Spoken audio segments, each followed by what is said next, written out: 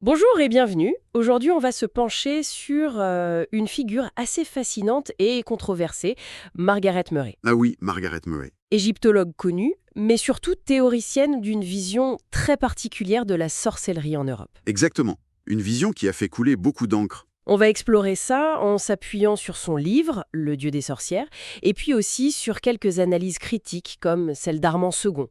L'idée, c'est de comprendre sa thèse et son héritage un peu inattendu. Tout à fait. Parce que Murray, avant la sorcellerie, c'est déjà un parcours pas commun. Racontez-nous un peu, qui était-elle au départ? Alors, elle est née à Calcutta en 1863. Elle a été suffragette. Ah oui, quand même. Oui, oui. Puis elle a voulu être infirmière, mais refusé car trop petite apparemment. C'est étonnant. Oui.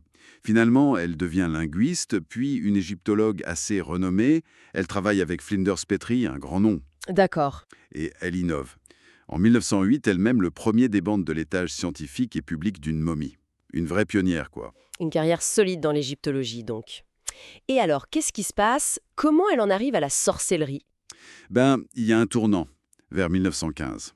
Une maladie, une convalescence à Glastonbury. Glastonbury, lieu très symbolique chargé de mythes. Exactement. Et là, son intérêt bascule. Elle commence à s'intéresser au folklore, aux légendes locales, à ce qu'elle appelle les survivances païennes. Et c'est ça qui l'amène à publier sur la sorcellerie. Voilà. D'abord, la sorcellerie en Europe occidentale en 21, puis le dieu des sorcières. Alors, venons-en à sa thèse principale. C'est quoi au juste son idée? En gros, sa théorie, c'est que la sorcellerie qu'on trouve décrite dans les procès, disons entre le XVe et le XVIIIe siècle, ce n'est pas une invention des juges ou du satanisme. Ah bon?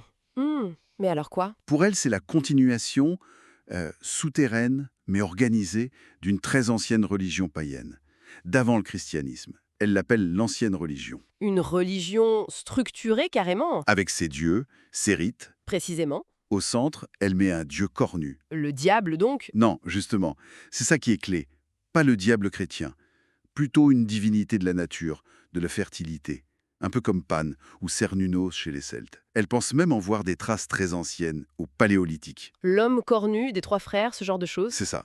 Et ce dieu, selon elle, il était incarné pendant les rituels par un homme, souvent le chef du groupe local. Et les rituels, c'était les fameux sabbats. Comment elle les voyait? Oui, Saba et Esba. Pour elle, c'étaient des fêtes liées au calendrier agricole, pastoral, centrées sur la fertilité. Donc danse, festins et des rites sexuels qu'elle appelle des hiérogamies, des unions sacrées en quelque sorte. D'accord. Mais sur quoi elle se base pour décrire tout ça? C'est là que... Oui, c'est là que ça coince pour beaucoup de monde.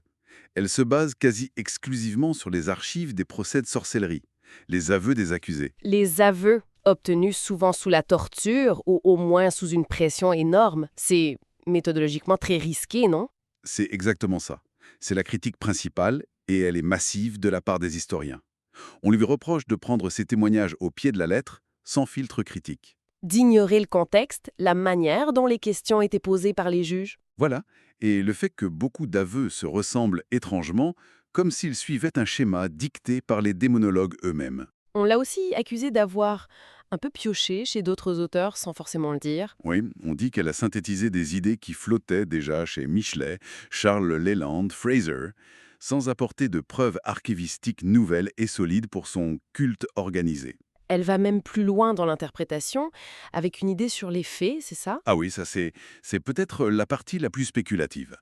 Elle suggère que les légendes de fées, le petit peuple, pourraient être une sorte de souvenir déformé de populations pré-celtiques. Des populations néolithiques, peut-être? C'est son hypothèse. Elle se base sur des descriptions vagues. Petite taille, vit dans les collines, les tumulus, outils en silex. Pour elle, c'était le souvenir de ces groupes autochtones, marginalisés, vus comme autres. Bon, malgré toutes ces critiques sur la méthode, sur ses interprétations audacieuses, son influence, elle, a été bien réelle. Et même, Considérable, paradoxalement. oui, énorme. Parce que son travail, même bancal historiquement, a offert une alternative, une contre-histoire à l'image de la sorcière juste comme suppôt de Satan. Alors, en quelque sorte, réhabiliter ou redignifier la figure de la sorcière. D'une certaine manière, oui. Et ça a eu un écho. au point qu'on lui demande d'écrire l'article sur la sorcellerie pour l'Encyclopédie Britannica en 1929. Ça a vraiment popularisé ses idées. Et c'est là qu'on touche à son héritage le plus direct et surprenant, Ah, la Wicca. exactement. Gerald Gardner, qu'on voit comme le fondateur de la Wicca moderne dans les années 40-50, eh bien, il a lu Murray, il l'a rencontrée, et il s'est très largement inspiré d'elle. Inspiré, ouais, plus que ça. Disons que certaines parties de ses écrits fondateurs ressemblent furieusement à ce que décrit Murray. Les rites, la structure en coven, le dieu cornu et la déesse. Sans Murray, la Wicca n'existerait sans doute pas sous sa forme actuelle. C'est faux. Une filiation directe, donc. Même si aujourd'hui, c'est parfois un peu nuancé, voire caché par certains Wiccans. Oui, certains préfèrent revendiquer une tradition ininterrompue plus ancienne, ce qui est historiquement difficile à prouver, mais le lien avec Murray est indéniable. Fascinant de voir comment une théorie universitaire, même très critiquée, peut finir par nourrir une pratique spirituelle bien vivante. Absolument. Donc, pour synthétiser, Mhm.